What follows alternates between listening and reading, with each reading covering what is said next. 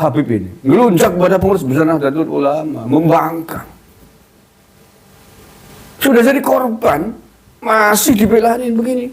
Jangan-jangan Nur Sewu Romo Miftahul Akhyar ini pro balai betul. Jangan-jangan ini tangan kanannya para habaib yang disusupkan di PBNU. Loh, organisasinya sudah jadi korban, kok masih dibela-belain terus begitu? Itulah menurut saya, makanya kalau hari ini muncul gejolak gerakan MLP,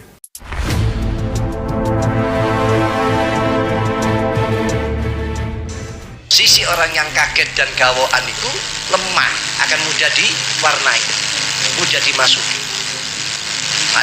Pun ada contoh nih, termasuk contoh rame-rame nasa barang ngoten iki lho.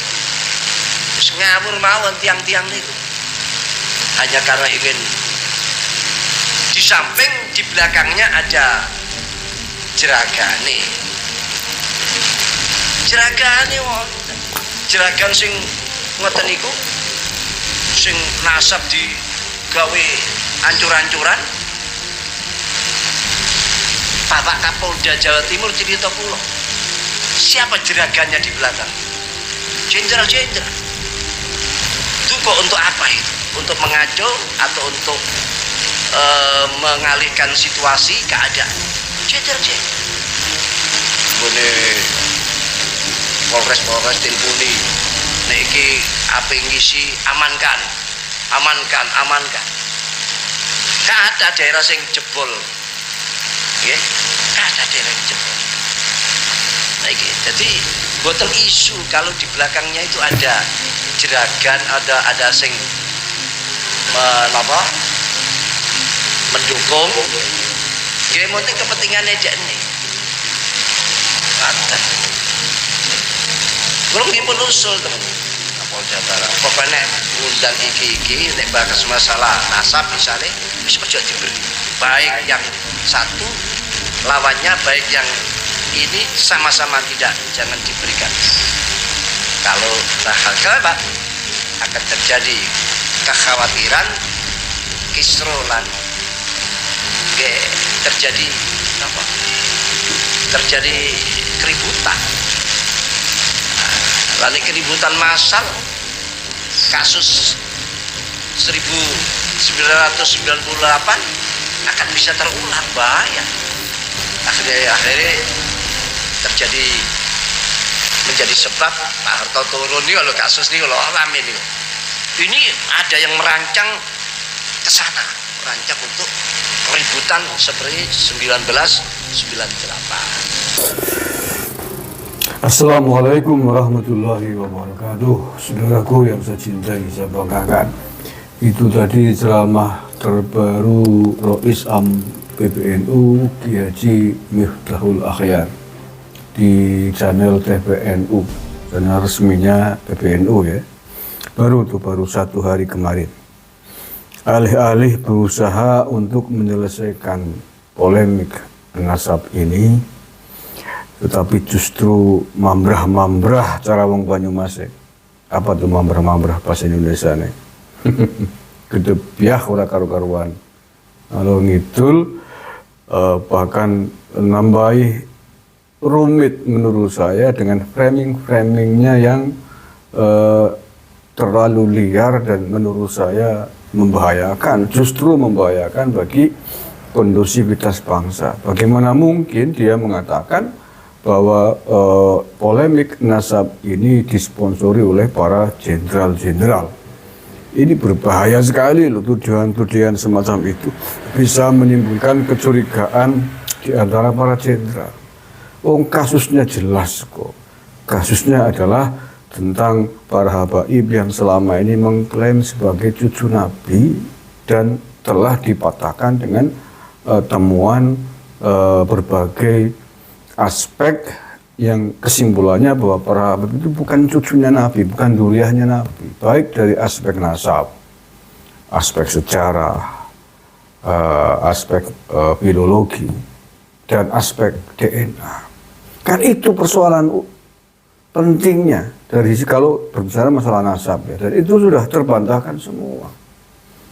Ya sudah, kalau ingin selesai, nggak usah memframing macam-macam. Kalau nggak sepakat dengan itu, tinggal diselesaikan. Panjenengan kan Rois Am, pengurus besar Nahdlatul Ulama yang memunculkan pertama tentang polemik nasab ini dari sisi kitab nasab adalah anak buah panjenengan sendiri, orang dalamnya PNU. Sepertinya Anda ngomong dengan orang luar gitu loh.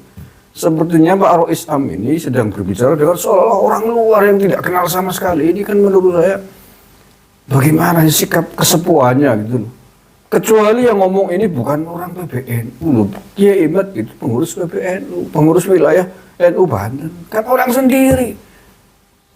Ngomongnya seolah-olah sedang nanggapin orang luar dari NU yang begitu berbahaya itu. Allah ya Karim. Jadi semakin Kiai Miftah menanggapi ini, menurut saya semakin ambiar, semakin mambra-mambra, semakin melebar kemana-mana. Dulu ngomong menuduh orang-orang yang hari ini mengkritisi nasabnya para habaib disebut sebagai Khawarij, Wahabi, Syiah dan lain sebagainya. Hari ini di framing sebagai orang-orang yang akan membuat kerusuhan, disponsori oleh jenderal-jenderal, khawatir terjadi meletus kayak 98. Apa-apaan? Sangat tidak bijak menurut saya.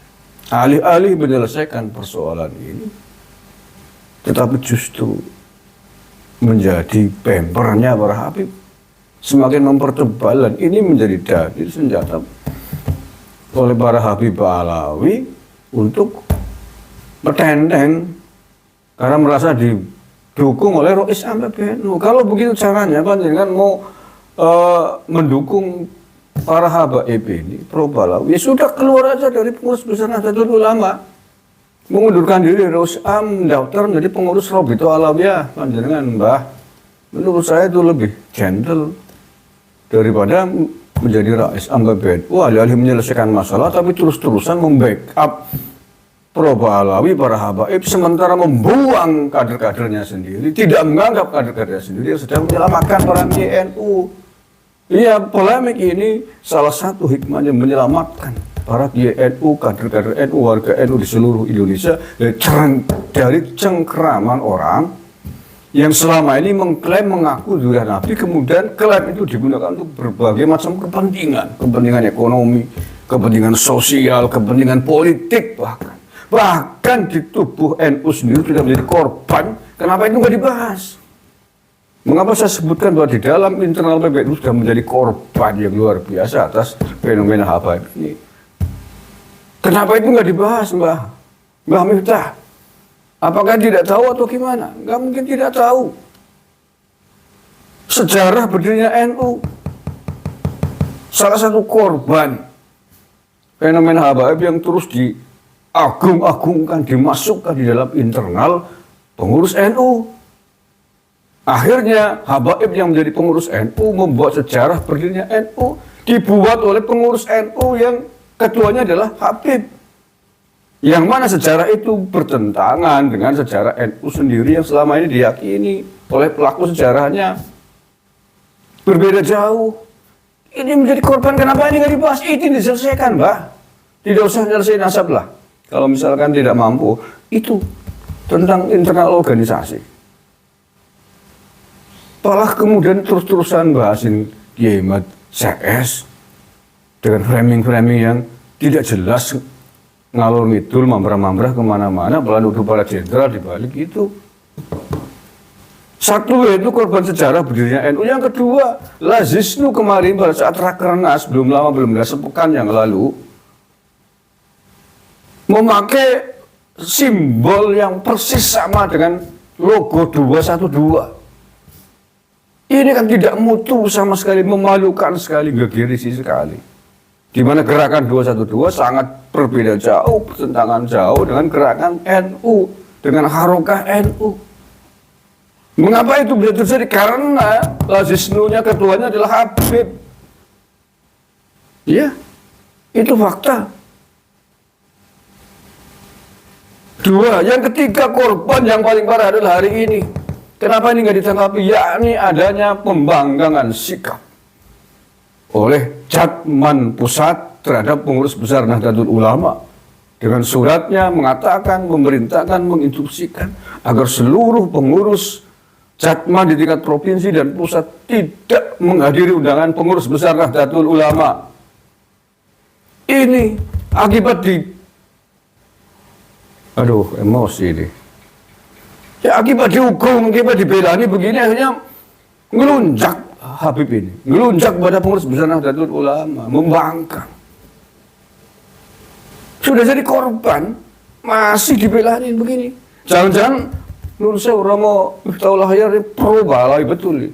Jangan-jangan ini tangan kanannya para habaib yang disusupkan di PBNU. Loh, organisasinya sudah jadi korban, kok masih dibela-belain terus begitu? Nah, menurut saya makanya kalau hari ini muncul gejolak gerakan MLP untuk mengganti kepengurusan PBNU, kalau menurut saya disimpelkan sajalah, disimpelkan saja dengan otoritas para kiai sepuh yang dimiliki, yang diatur oleh NU dalam ADART-nya. Tidak usah tidak usah keseluruhan menggelar munas mengganti seluruh gerbong pengurus besar Nahdlatul Ulama, tapi menurut saya cukup dengan pertemuan khusus para kiai-kiai sepuh membuat keputusan tegas satu, out. Saya kira sudah saatnya dikeluarkan seluruh habib, para habib dari keorganisasian, dari kepengurusan NU, mulai dari tingkat PBNU, PBNU, sampai ke bersihkan seluruh habaib. Mereka sudah punya lembaga sendiri, punya wadah sendiri, Robitoh Alawiyah. Ya, alasannya tadi beberapa hal yang telah terbukti mereka sembrono dengan PBNU, sembrono dengan NU.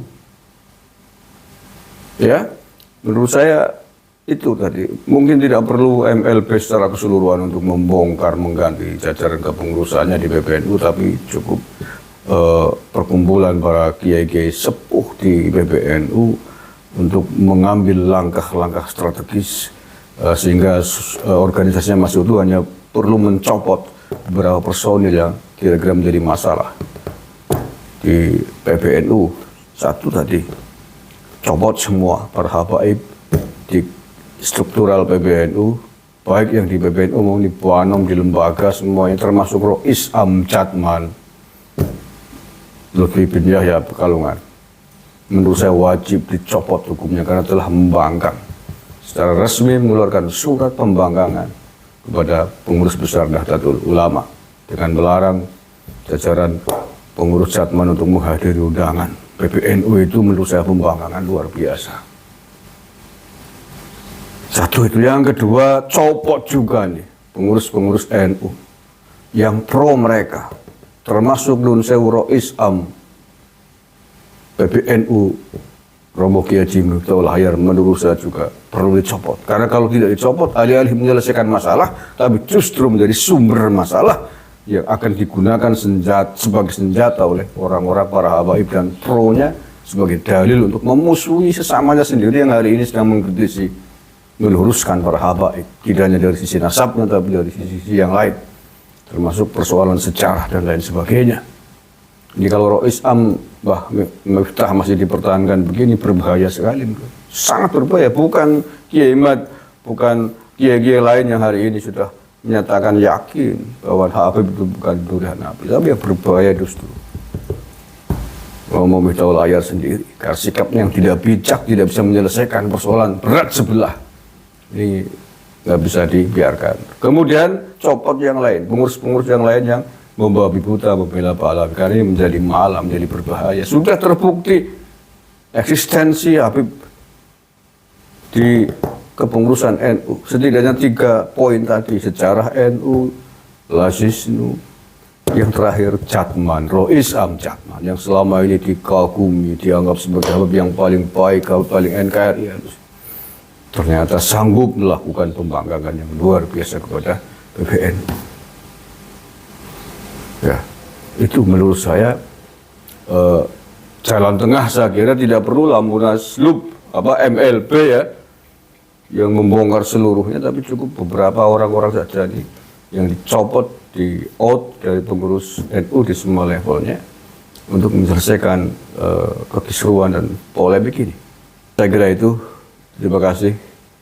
Assalamualaikum warahmatullahi wabarakatuh.